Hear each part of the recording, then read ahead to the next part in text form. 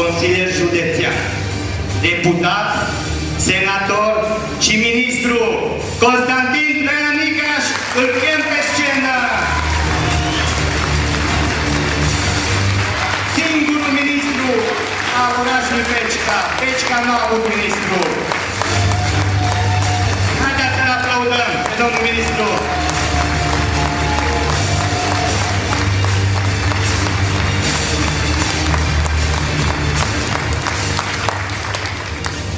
Bună seara, Pecica! Bună seara, prieteni! Vreau să vă mulțumesc și eu, în numele meu, în numele nostru, pentru sprijinul pe care ne l-ați dat de fiecare dată atunci când am venit în fața dumneavoastră și v-am cerut un vot. Suntem la sfârșit de mandat, un mandat pe care l-am primit de la dumneavoastră și sigur că venim în fața dumneavoastră să dăm explicații pentru ceea ce am făcut, pentru Pecica și pentru județul Arad.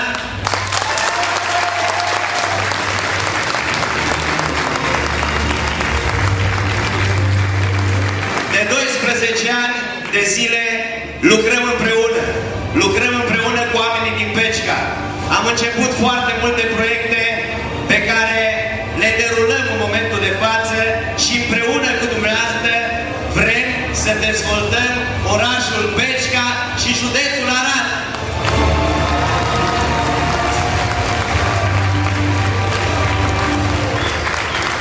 Vă mulțumesc vouă pecicanilor pentru votul care mi l-ați dat. Dar vreau să mulțumesc tuturor celor pe care îi reprezint în Senatul României, prezenți aici în sală sau prezenți în localitățile unde eu sunt senator ales de ei. Am 28 de comune pe care le reprezint în Senatul României, 5 orașe și 72 de sate. Este un colegiu destul de mare, un colegiu care cuprinde jumătate din județul Arad. Am băutut fiecare localitate în parte pe parcursul acestor 4 ani de zile. Am fost prezent în fiecare localitate atunci când a fost nevoie. Oamenii mă cunosc așa cum mă cunoaște și dumneavoastră aici la Pecica. În fiecare localitate, împreună cu oamenii de acolo, am dezvoltat cel puțin un proiect. Acum a venit ora bilanțului, a venit ora la care trebuie să spunem ce am făcut, iar dacă v-am convins că am făcut ceva pentru noi, pentru arădenii noștri, sigur că vă îndemnăm să ne mai dați încă o dată un vot. Vreau să vă spun un lucru. Am plecat de aici și n-am uitat de unde am plecat, m-am mândrit cu Aradul meu, m-am mândrit cu Pecica mea și niciodată n-am vrut să plec de aici. În perioada în care eram ministru administrației și internelor, foarte mulți mi-au spus: de ce nu te muți la București? Ai posibilitatea, primești o casă aici și te poți muta. Le-am spus nu. Eu vreau să rămân la Pecica, pentru că la Pecica sunteți voi, la Pecica este familia mea, la Pecica sunt copiii mei, la Pecica sunt părinții mei, la Pecica sunt bunicii mei, la Pecica am tot ceea ce este mai frumos din lume.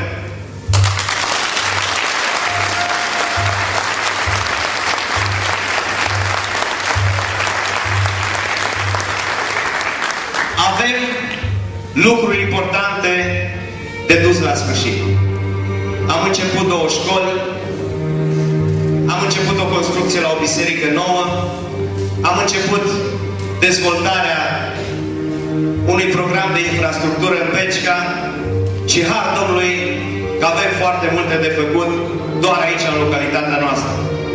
Dar avem și alte proiecte pe care noi trebuie să le susținem mai departe la București. Avem autostrada. Să nu uităm că actualul guvern se laudă peste tot că a întrerupt contractul cu firma care a executat tronsonul Pecica-Nădlac. Știți ce înseamnă acest lucru? Încă vreun an și ceva timp pierdut, pentru că până să reiau alte licitații, durează timp. Ori noi avem nevoie de dezvoltare. Vin în fața dumneavoastră și vă spun un lucru. Dacă în toți acești ani am reușit să lucrăm împreună, cred că împreună, pentru interesul județului și pentru interesul fiecarei localități, putem să mergem împreună, mai departe, ca să construim și să dezvoltăm localitatea noastră, județul nostru, locul cu care totdeauna voi fi mândru acolo unde mă duc. Am avut șansa să fiu primul ministru din tot județul Arad. Am avut șansa să conduc cel mai greu minister pe care îl are un guvern. A fost greu. A fost greu și ați văzut în acea perioadă probabil ce presiune era asupra mea. A fost o presiune pentru că am încurcat foarte multe jocuri a unor oameni care aveau interese obscure acolo. Nu întâmplător m-au tocat de fiecare dată pe posturile de televiziune, dar am făcut ceea ce trebuia să fac. Am avut curajul să iau niște măsuri pe care nimeni n-a mai avut curajul să le ia. Le-am luat cu responsabilitate și le-am luat în așa fel încât atunci când mă întorc acasă, la Pecica mea, să vă pot privi pe fiecare dintre voi în ochi, să nu fie rușine cu ceea ce am făcut și nu mi-e rușine cu ceea ce am făcut la București, nici în Senat și nici în Minister.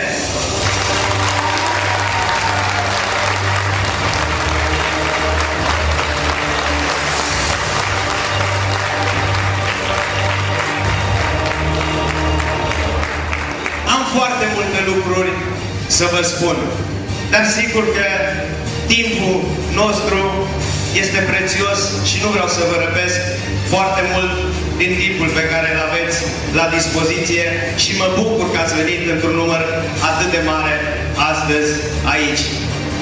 Trebuie să înțelegem un lucru.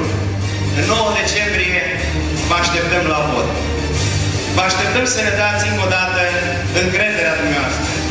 Pentru că aceste proiecte pe care noi le-am început în Pecica, doar în echipă cu dumneavoastră putem să le continuăm. Mi-e greu să cred că va veni altcineva din Arad sau din altă parte a țării să continue aceste proiecte. Dacă noi nu le continuăm, nu le continuă nimeni. Într-una din zile m-am întâlnit cu un pecicant al nostru, mi-a urat succes și mi-a spus, trebuie să câștigați, să mergeți înapoi la București, și tu și domnul Cionca, spunând așa, alții mai buni n-avem, alții mai răi nu ne trebuie.